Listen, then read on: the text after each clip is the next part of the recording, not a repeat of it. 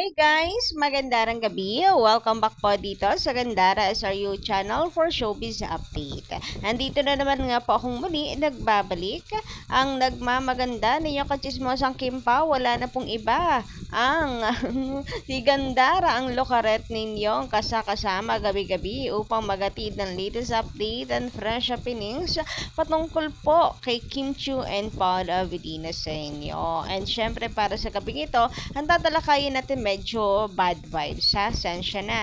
Medyo bad vibes lang kasi hindi rin natin mapigilang mag-react tungkol dito sa pangdadawit na sa Kim Pao or kay Kim pala. Kay Kim sa politika. Grabe. Kakabasa ko lang kahapon na sana hindi madawit ang Kim Pao sa politika tapos eto na nga dinawit na nga. Another tactic ba to para siraan si Kim? Grabe naman. Lahat talaga po'y gagawin para masira lang si Kim Chiu. Ako'y medyo nakakagigil. Kasi nasa ng utak ng mga to. Halata mo kasi na naninira lang eh. But anyway, bago tayo magpatuloy, sa mga hindi pa nakaka-subscribe dito sa ating channel, maaari lamang na pindutin po ninyo ang subscribe button at notification bell na nandyan sa baba para mag-i-updated po kayo at ma-notify tuwing may bago tayong chika at balita hinggil sa Kim Pao. Basta mga balita po na may kinalaman kay Kim Chiu and Paul Avellino, sagot na po natin yan. And eto na nga, wag na po nating patagalin pa. About nga po ito kay Tatay Diggs. Ayan. So, alam ko may kanya-kanya tayong paniniwala pagdating po sa politika. And hindi ko na iisa-isahin. Sana kanya-kanyang galangan na lang. So, eto guys, maraming nakikisimpatya of course kay Tatay Diggs, and yung iba naman nauunawaan ko rin naman na yung iba ay hindi kasi kanya-kanya tayo ng paniniwala.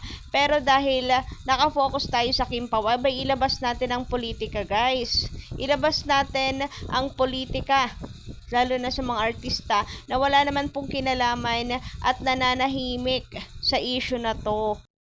Idamay nyo kung talagang nangingialam naman talaga, 'di ba? Nagets nyo ba? Gets nyo? Idamay nyo kung talagang nangkikisawsaw sa issue. Kung nagngangaw-ngaw din tungkol sa nangyayari ngayon. Pero yung taong nananahimik naman, wala naman talagang kinalaman, wala namang sinasabi, abay halatang yan, paninira lang. Ilabas nyo si Kim Chiu dyan dahil labas naman talaga si Kim Chiu dyan. Wala siyang kinalaman at the same time, wala siyang sinasabi na kung ano-ano. Napakalinaw na fake news nito. So, umalma na rin nga si Kimi dahil ano nga ba namang kinalaman niya dyan? Grabe makareact yung mga tao. Mga hindi naman nanonood. Ito yung sinasabi natin na mga mema. May wala naman talagang alam. Sus ko, napakagulo. Masaya lang po ang Kim Pao. Ang daming ginagawa ni Kim Chiu. Napaka-busy niya sa kanyang buhay. Wala siyang kinalaman dito. So, bakit niyo siya idinadawit, idinadamay? So, napakalinaw na paninira lang. Sabi nga dito ni Kim Chiu, hala, nakakaloka. Bakit ako nasali dyan? Like O to the M to the G. Busy ako sa ibang bagay. Diyos ko, wag nyo ako isali sa ganyan. Parang awa nyo na. Ang gulo na po ng mundong ibabaw. Wag na po tayong dumagdag. Diyos ko na lang talaga. O diba nananahimik si Kimi pati po sa mga sa mga side niya sa politika. Tahimik si Kim Chiu, wag nyo siyang isinasali or itinadamay. Makaano lang talaga. Grabihan, paano kaya nila nasabi yon? Sa nasagap natin chika dahil yon sa sinalita ni Kim Chiu na deserve. Deserve na salita lang na i-connect agad kay Tatay Diggs. Grabihan yon. So ako for example na may napanood ako umasenso sa buhay, tapos kilala ko na talaga namang napakasipag ng tao, tapos napasabi lang ako ng deserve. May kinalaman agad kay Tatay Diggs. Di ba pwedeng ibang bagay yung tinutukoy ko? Nagsalita lang ng deserve about na agad kay Tatay Diggs. Grabihan. Ang dami rin pong bagay ha. Alam ko napaka-init ngayon ng chika. Napaka-init ngayon ng issue nang nangyayari ngayon sa ating bansa kay Tatay Diggs dahil napakalaking naman talaga yan balita. Pero hindi po lahat ng bagay tungkol na lamang doon. Kagaya nitong deserve na sinabi ni Kimi. Grabe, napakalayo. Panoorin nyo kasi yung buong clip. Ito yung clip guys para sa mga hindi rin updated pa. Deserve. Wait, di ba ako tapos? Deserve niyong rumesbak sa buhay! O ayan guys, napakalinaw 'di ba? Anong kinalaman ni Tatay Dix doon sa sinabi na yan ni Kim Chu? Grabe makareact sa deserve. OMG. Parang napakadelikado na pala magsalita ngayon ng deserve. Parang nakakatakot na magsalita ng deserve. Mula ngayon, allergy na po muna ako sa salitang deserve. Grabehan yun. Ay talaga naman. Anong kinalaman ni Kim Chu doon?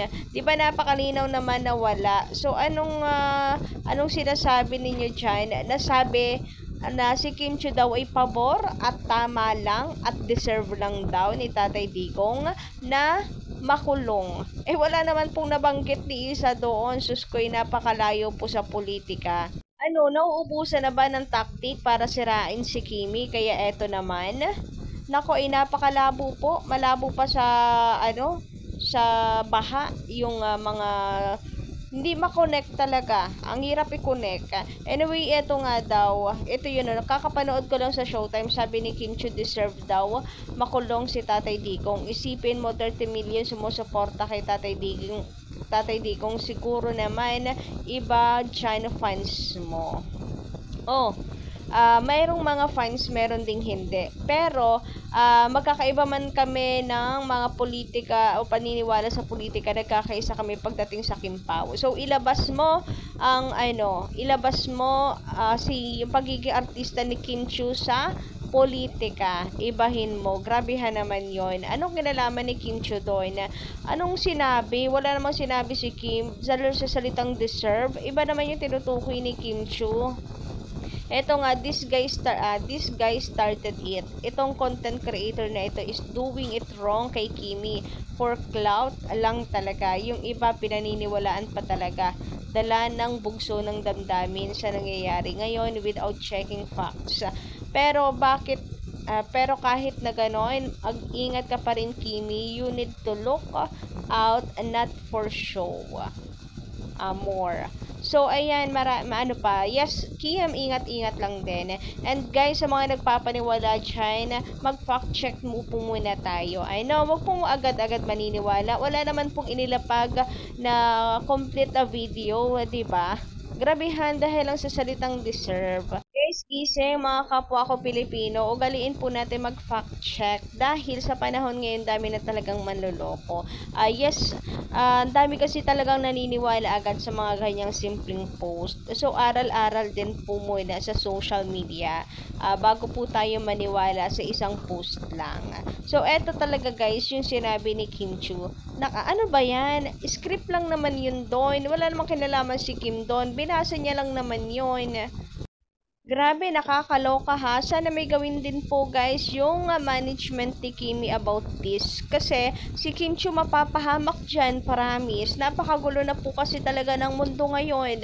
Abay, mapapahamak talaga si Kim Chu dahil sa misinformation na to. So, eto na nga para maniwalaan, para malinawan po ang lahat. Binasa lang talaga yun ni Kim Chi, yung spiel niya. Toka-toka yan ang script po. Sabi, na kay Kuya Wong, what's up, madlang people? Parang may iba sa ngiti niyo ngayon. Parang ngiting may inspirasyon. Yung ngiting may dahilan ka para bumangon. Ganyan nga sa kabila ng gulo at ingay. Sana mahanap ninyo ang inyong dahilan ng paghinga. Ayan, medyo bitin guys kasi tabon na. But ito yung part ni Kim Chu. At para naman sa mga feeling nila ay hindi pa rin dumarating ang tamang panahon para sa kanila. Ang masasabi lang namin, deserve. Deserve ninyong rumesbak sa buhay. Tulad ng ating grand resbackers that deserve mahangaan sa kanilang giting at tapang. O di ba, meron ding deserve naman si Karil sinabi, pero bakit hindi nyo ini-issue? Sabi ang part ni Karil deserve na deserve. O di ba, dalawa pa. ding mapasalamatan ng ating mga onliners dahil trending pa rin tayo kahapon. O, diba? Bakit si Kim Chiu lang? Grabehan yon. So, please, please, please, mag-check po muna tayo. Baka po kasi puro mga kalokohan at mga ano lamang po, fake news yung nababasa natin. Huwag agad-agad maniniwala. So, eto si Kim Chiu umalma na. Ayan, hindi siya pala ano sa hindi siya pala patol sa mga bashers, pero iba to, ibang level to. Wala naman kasi talagang kinalaman si Kim Chiu pagdating dyan sa politika na yan. Anyway, hanggang dito lang muna ating update. Thank you so much po sa pakikinig, and don't forget to click the subscribe button and notification bell for more updates. Maraming salamat.